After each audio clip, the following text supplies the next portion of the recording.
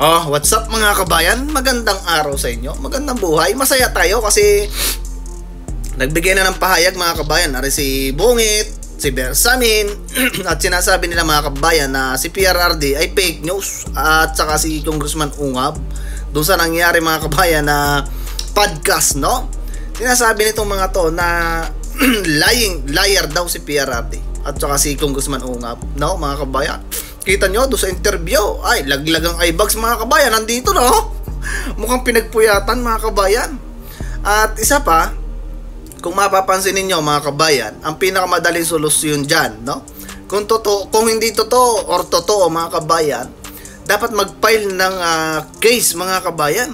Kasi pambababoy mga kabayan yan at pagsisinungaling sa mga Pilipino. Isipin mo, si Congressman ay si Senator Amy na mga kabayan nagsabi no diyan sa ginanap na yan na bicameral meeting mga kabayan para diyan sa budget ng 2025. Hindi siya pupunta at hindi siya pipirma.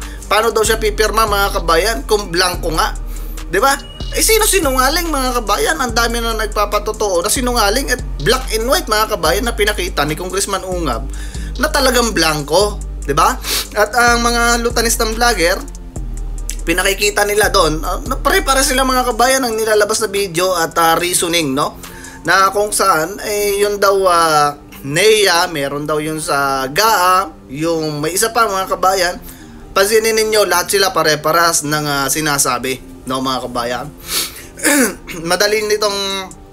Madaling solusyon nito mga kabayan, dapat ay mag-file ng case, no? Si Congressman Ungab at saka si PRRD sa Supreme Court, no? Para nang sa ganon ay Supreme Court na mag-decide mga kabayan. Ay kita ninyo na kung napanood ninyo mga kabayan yung pagdinig, no? Diyan sa pagpasa ng budget, yung BICAM conference na yun mga kabayan. Madami ang hindi pumirma mga kabayan. Andiyan si Untiveros, andiyan si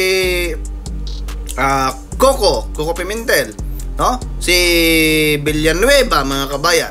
Marami hindi pumirma. Si Bongo, si Senator Bato. Kasi nga mga kabayan, hindi nila nakita yung kopya ng budget for 2025 mga kabayan. Paano ga? Kita ninyo yung mga crooks mga kabayan pinaparada sa Cebu. Ang lalaki ng mga lulong mga kabayan.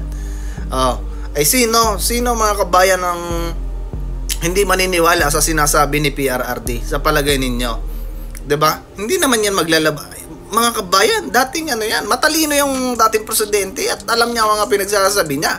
Hindi naman yan maglalabas ng ganyan kasi pwedeng makasuhan mga kabayan kung nagsasabi ng kasinungalingan at saka pamimikin ng documents, 'di ba mga kabayan?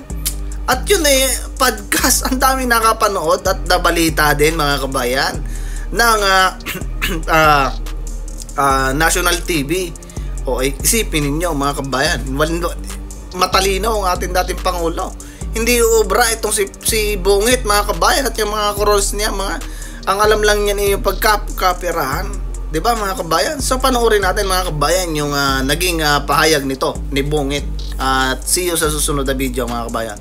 Sinisiguro ko sa taong bayan na hindi ako kailanman pumirma ng anumang papel hinggil sa budget ng 2025 o sa BICAM report na yan na nagsusulong na magbawas ng pera sa mga lehitimong proyekto.